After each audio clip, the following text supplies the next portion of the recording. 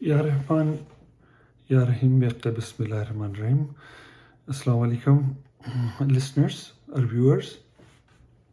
This video is not about a particular community as such. It's not about any doctrine or type of people. It's about the general humanity, general, and any individual community can be applying the principles of education and principles of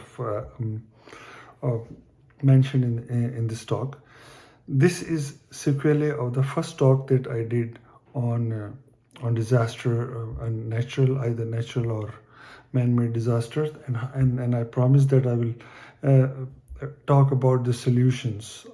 I cannot give all the solutions, but we can certainly talk about the solution and how my video will be focused on how to move towards the solution. So today's topic is how to fight fear. And first step in management of fear is to understand the incidents and try to see who are the perpetrators. This will involve incorporation of skills and practice them, and who will do it? Every single community member. This in turn will be achieved. This in turn can be achieved by alignment of resources. Resources including to maximize the security, multi-level security measures that are available, like in the form of law enforcement authorities, collaboration with them, and number two is actually the number one, educating the people. This brings us about learning or understanding the event that took place in the disastrous form, which caused us to behave to be upset and have a fight and flight type of reaction. And that event or incidents should be understood and discussed among the community members. Community representatives and responsible people should take steps to develop collective consciousness, like ethical, moral values, bringing them together, and based on that, they try to educate people to how to avoid certain things and how to adopt certain behaviors. Once the people who are more involved have gone over this, then they communicate it to members at large, to general members of the community. With regards to finding a perpetrator, you have to understand who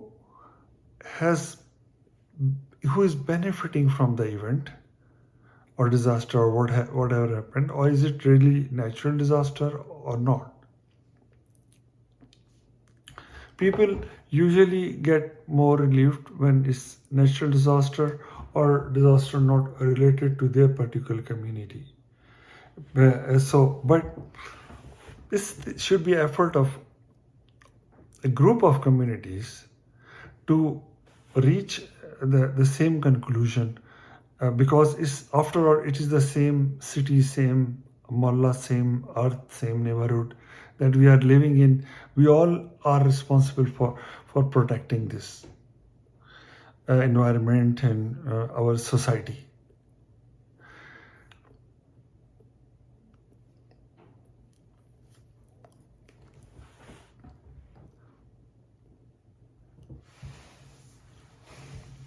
This goal can be further achieved or enhanced by bringing larger group of people into contact in the form of seminars or workshop, and then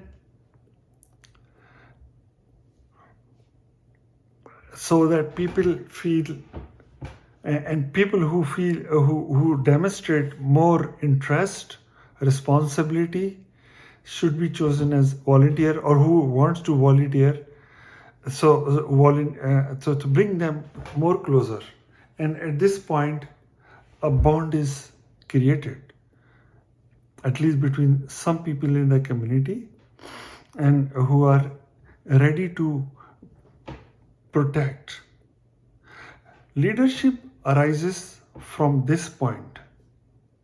Leadership should never arise from the personal ambitions of a single person, promoted by their small communities, a close community or close friends or family.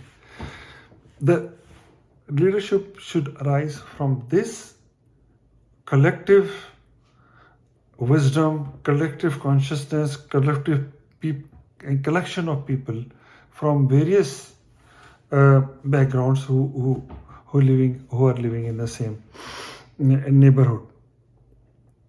For that, you have to find common interest at larger and larger scale.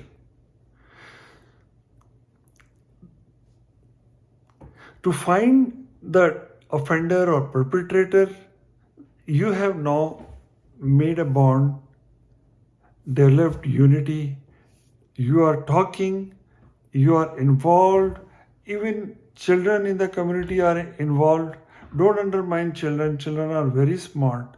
The younger the people are, they are the future, and they are more helpful for us. But the younger people should recognize the wisdom of the older people, because from time immemorial we know that it is the older people who always led the tribe, be it from India, Amazon, African tribes, wherever you go, the First Nation tribes, they have all.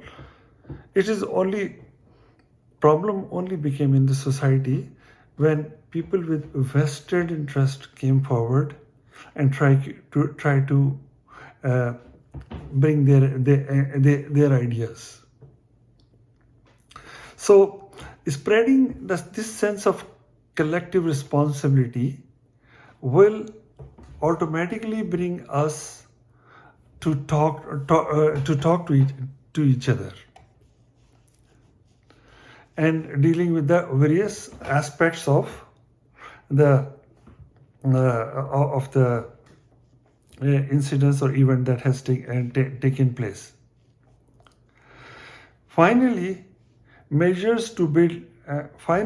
these measures are focused to build a strong community, secured community, and a well-connected community. Do not forget, at the same time, please do not forget a reporting system of reliable people. Like some people who may remain unknown and will be assigned by elders in the community or the more responsible, the core of the community, they'll assign them to keep an eye on certain things. As we go along, I can give a specific example of that. But again, I repeatedly I say that this is not about a single community, but because we are in this society, we all belong to different creed, race, and everything. So for community of us is people living together. Simply the people who do not want their car being stolen, who do not want certain other people from the society outside come and break their houses and bring their new rules with the help of local councillors that you have elected, and they find common interest with them and trying to bring their legislation. So all these things are very important.